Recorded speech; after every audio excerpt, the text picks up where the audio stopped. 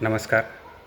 आज मी वारी हा जो विषय आहे तर त्यासंबंधी माझं जे ऑब्झर्वेशन आहे तर ते मांडणार आहे. आता पंढरपूर येथे दरवर्षी महाराष्ट्र आणि शेजारची आपली जी राज्य आहे कर्नाटक आणि आंध्र प्रदेश तिथूनही वारकरी पायी चालत येत असतात. आता वारी ही जी गोष्ट आहे किंवा त्यातले जे वारकरी आहे तर मला त्यांच्याविषयी आदर आहे आणि एकूणच घटनेने आपल्याला धर्मस्वातंत्र्य दिलेलं आहे. परंतु जेव्हा ही जी गोष्ट आहे वारी ही जी गोष्ट आहे तर त्यामध्ये मला काय गोष्टी आवडतात आणि काय गोष्टी थोड्याशा चुकीच्या पद्धतीने होतात तर याबद्दल माझं जे निरीक्षण आहे तर ते मी मांडत आहे. आता जेव्हा हे वारकरी वारीमध्ये चालत असतात तर जेव्हा त्यांचा एखाद्याला चुकून जेव्हा धक्का लागतो तर त्यावेळेस जेव्हा ते त्याची माफी मागताना काय म्हणतात की जय हरी माऊली. त्या प्रत्येक माणसामध्ये वारकऱ्याला विठ्ठल दिसत असतो, माऊली दिसत असतात आणि इतका नम्रपणा असतो त्यांच्या बोलण्यामध्ये वागण्यामध्ये की आपल्यापासून इतरांना थोडाही त्रास होऊ नये. म्हणजे आपण असं म्हणूया की निरागसपणाचा तो कळस असतो. म्हणजे आपल्यातलं जे मानवीपण आहे माणूसपण आहे तर ते जिवंत आहे आणि याचं उदाहरण आपल्याला वारीमध्ये जेव्हा ही लोकं चालत असतात तर त्यावेळेस आपल्याला बघायला मिळतं. आणि जगामध्ये क्वचितच असं एखादं उदाहरण असेल की तिथं इतक्या मोठ्या प्रमाणात लोक एकत्र येतात आणि त्यांच्यामध्ये एकमेकांविषयी अपार आदर असतो, एकमेकांविषयी काय म्हणूया इतकी आस्था असते की थोडासा जरी आपल्या वर्तनातून किंवा कृतीमधून इतरांना थोडासा जरी त्रास झाला तर ते इतक्या नम्रपणे त्याची क्षमा मागतात की मला ही जी गोष्ट आहे तर ती फार चांगली वाटते. आणि आपण काय म्हणूया की एकूणच आपल्यातलं जे माणूसपण आहे तर ते अजूनही जिवंत आहे. याविषयी मला खरं तर काय म्हणूया एक आनंद होतो किंवा ती एक आनंदाची गोष्ट आहे. परंतु होतं काय की जेव्हा हे सर्व जी लोकं आहे यामध्ये अपवाद असतील, सर्वच नाही, पण ही लोकं जेव्हा पंढरपूरला जातात आणि दर्शन वगैरे घेऊन जेव्हा ती वापस आपल्या गावाकडे येतात, मी परत सांगतो की यात अपवाद असू शकतील, परंतु दर्शन घेऊन जेव्हा ही लोकं आपल्या गावामध्ये येतात तर तेव्हा मात्र इतर त्यांची जात सोडून इतर जातीविषयी जो काही भाव आहे तर तो मात्र वारीमध्ये जी भावना असते ते तर म्हणजे तिथं ते कुणाची जात बघत नाही, इतका नम्रपणा त्यांच्यामध्ये असतो. इतर सर्व जी लोक आहे त्यांना ती सर्वच विठ्ठलाची रूपं वाटतात किंवा सर्वच आपल्यासारखी सारखी आहे असं वाटतं. पण जेव्हा ही लोकं वापस येतात पंढरपूरचं दर्शन घेऊन जेव्हा ही लोकं आपल्या गावामध्ये वापस येतात तर त्यावेळेस मात्र इतर जातीविषयी जी काही आस्था असते किंवा आपलेपणाची जी भावना असते किंवा ते आपल्यासारखेच आहेत, त्यांच्यामध्ये आणि आपल्यामध्ये काही फरक नाही आहे, तर ही गोष्ट मात्र हळूहळू कमी होताना दिसते. म्हणजे वारीमध्ये जेव्हा ते चालत असतात तेव्हा जात ही गोष्ट त्यांच्या डोक्यातच नसते.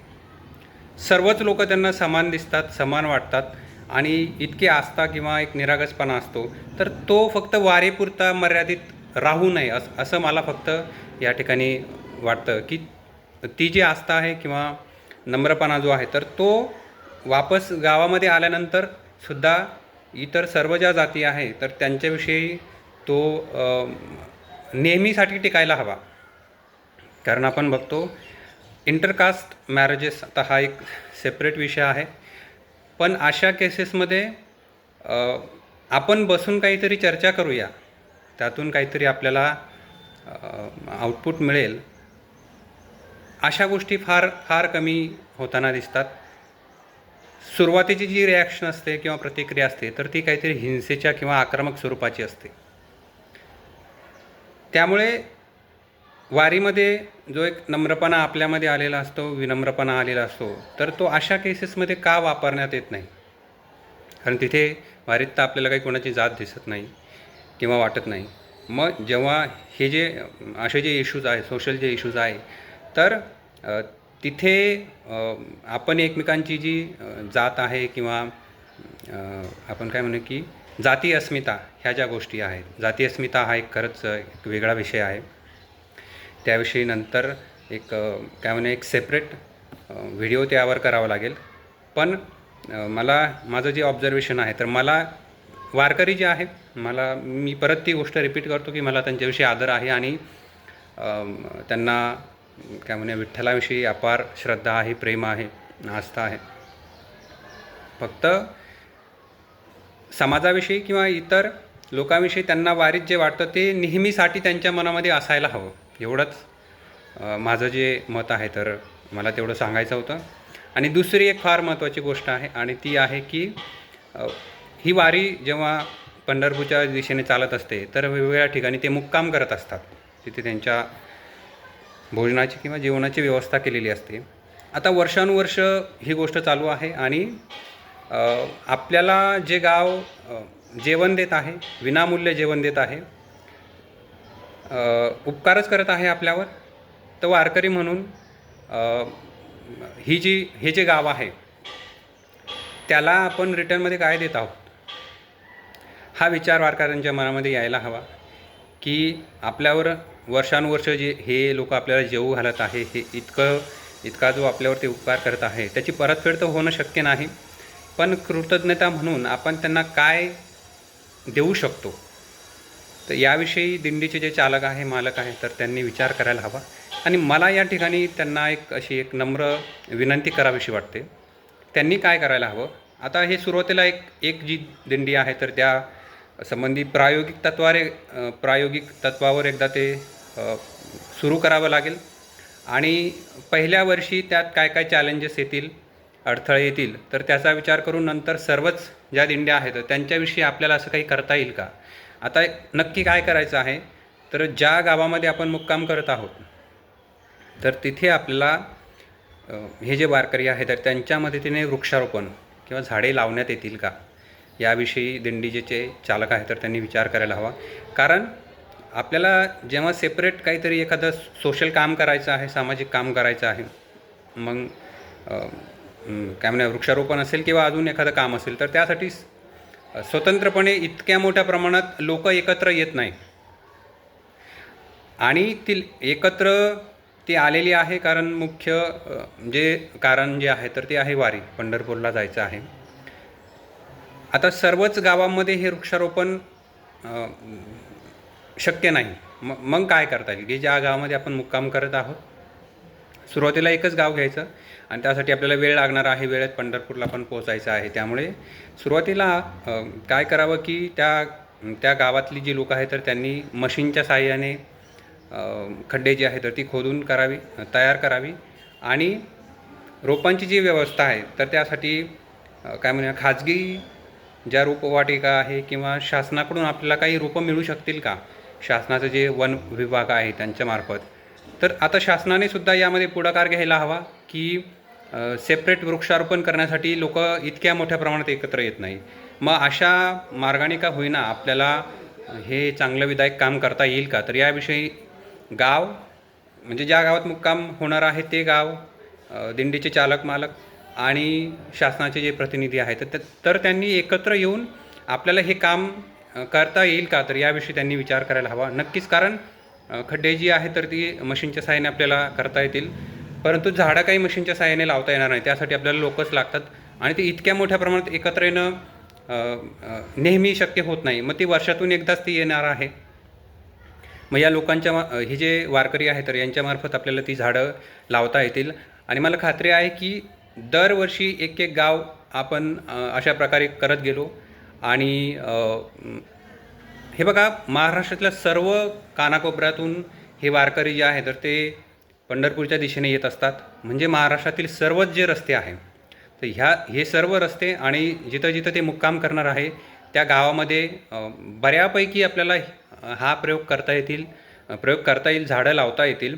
आणि आता एखाद्या गावात मुक्काम केलेला आहे, मग पुढच्या वर्षी काय नियोजन करावं त्यांनी, की आता हा मुक्काम जो आहे तर आपण दुसऱ्या गावात करूया, म्हणजे तिथंसुद्धा आपल्याला ही झाडं लावता येतील.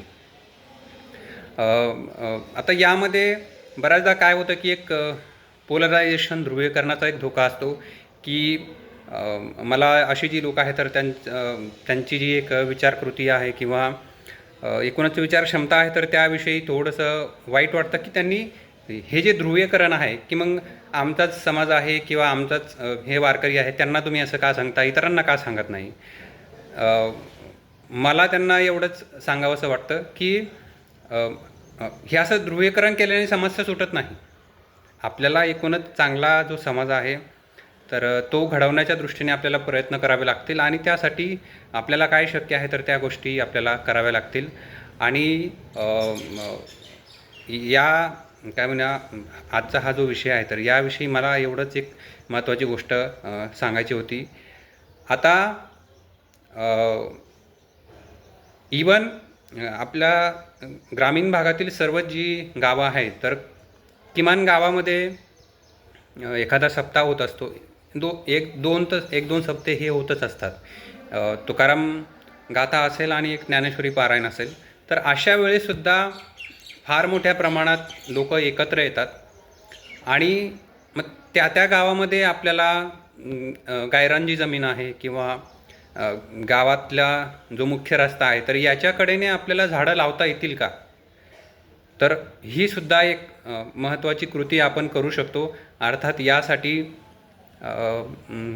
काय म्हणूया सर्व वारकरी आणि वन विभाग जो आहे तर यांनी एकत्र येऊन चर्चा करायला हवी आणि त्यातून आपल्याला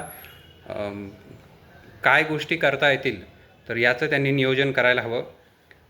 या सर्व ज्या गोष्टी आहे याविषयी तुम्हाला काय वाटतं हे जरूर मला कमेंटमध्ये सांगा. परत एकदा सर्व जे वारकरी आहे मला त्यांच्याविषयी मी परत सांगतो, मला आदर आहे आणि त्यांच्या धार्मिक भावना ज्या आहेत तर त्या काही मुळीच दुखवण्याचा हेतू नाही आणि तसं त्यांना जर वाटत असेल तर मी नम्रपणे त्यांची क्षमा मागतो आणि थांबतो. धन्यवाद.